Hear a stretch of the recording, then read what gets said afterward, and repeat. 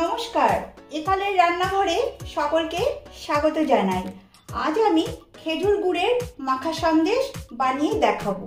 মাত্র কয়েকটা উপকরণ দিয়ে ও কম সময়ে এই সন্দেশ তৈরি করা যায়।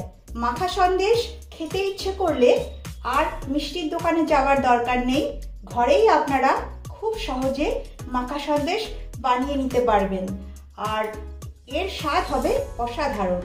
তাহলে চলুন রেসিপিটি শুরু করা যাক।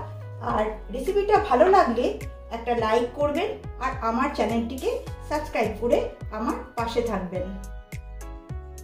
খেজুরের গুড়ের মাখা সন্দেশ করবার জন্য প্রথমে ছানা বানিয়ে নেব।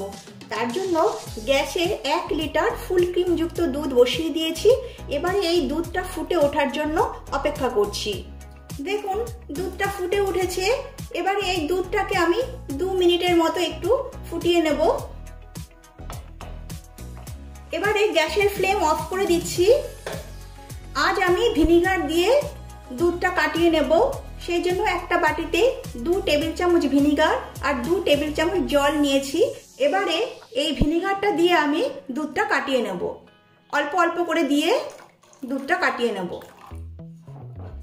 এবারে এই ছানাটাকে ভালো করে ছেঁকে নেব।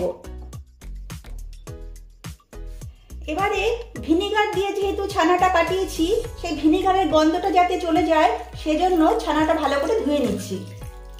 এবারে ছানা থেকে জল ঝরিয়ে নেব ভালোভাবে। এইভাবে চেপে চেপে জলটা বার করে দিতে হবে। ছানা থেকে জলটা ভালোভাবে ঝরিয়ে নিয়েছি। ছানাটাকে এবার একটা পাত্রে নিয়ে নিচ্ছি।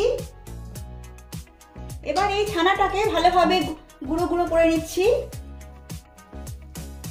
এখন এই ছানাটাকে ভালোভাবে মেখে নিচ্ছি। খুব ভালোভাবে মেখে নিতে হবে। দেখুন ছানাটাকে খুব ভালোভাবে মেখে নিয়েছি। ছানাটা বেশ নরম হয়ে গেছে। এবারে এতে দিয়ে দিচ্ছি 1 কাপ খেজুরের পাটালি গুড়। এখানে 150 গ্রাম ওজনের গুড় আছে। এবারে গুড় আর ছানাটাকে ভালোভাবে মেখে নিচ্ছি। গুড় আর ছানা ভালোভাবে মিশিয়ে নিয়েছি। এবারে এতে দিয়ে দিচ্ছি 1/2 কাপ লিকুইড দুধ আর দিচ্ছি 1/2 কাপ গুঁড়ো দুধ। গুঁড়ো দুধ দিলে মাখা সন্দেশ খেতে খুব ভালো লাগে। এবারে এই সমস্ত উপকরণগুলো ভালোভাবে মিশিয়ে নিচ্ছি। দেখুন সমস্ত উপকরণ খুব ভালোভাবে মিশিয়ে নিয়েছি। এবারে যাচ্ছি নেক্সট স্টেপে। এবার গ্যাসে একটা কড়াই বসিয়ে দিয়েছি। কড়াইটা হালকা গরম হয়েছে। এবারে এতে দিয়ে দিচ্ছি 1 চামচ ঘি।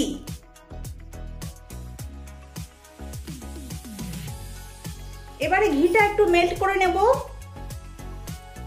ঘি গরম হয়ে গেছে। এবারে যে ছানার মিশ্রণটা আমি তৈরি করে রেখেছিলাম সেই মিশ্রণটা এবার কড়াইতে ঢেলে দিচ্ছি।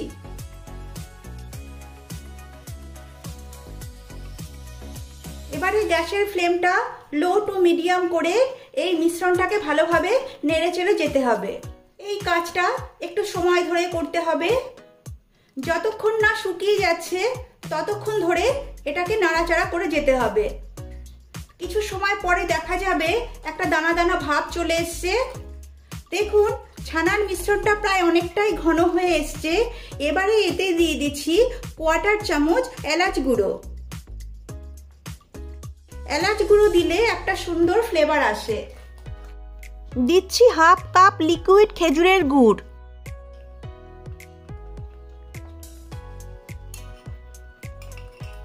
এই গুড়টা দেওয়ার পর আবারও কিছুক্ষণ এই মিশ্রণটাকে ভালোভাবে শুকিয়ে নিতে হবে। আপনারাও এভাবে বাড়িতে খেজুরের গুড়ের মাখা সন্দেশ তৈরি করবেন, খেতে অবশ্যই ভালো লাগবে। দেখুন মাখা সন্দেশ রেডি হয়ে গেছে। অনেকটাই ঘন হয়ে গেছে। ঠান্ডা হয়ে গেলে এটাই আরও অনেকটা ঘন হয়ে যাবে। এবারে আমি গ্যাসের ফ্লেম অফ করে দিয়ে এই মাখা সন্দেশ অন্য পাত্রে নামিয়ে নিচ্ছি। এবারে মাখা সন্দেশ একটা পাত্রে নামিয়ে নিচ্ছি।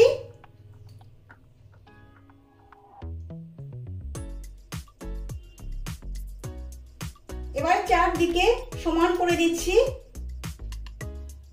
এবারে আমি এটাকে 2 ঘন্টার জন্য ঠান্ডা হতে দেব। 2 ঘন্টা পর ঠান্ডা করে আমি আবার আপনাদের দেখাচ্ছি। 2 ঘন্টা পর মাখা সন্দেশ ঠান্ডা করে তারপর আমি ফিরে এসেছি। এবারে আপনারা দেখুন মাখা সন্দেশ কেমন তৈরি হয়েছে।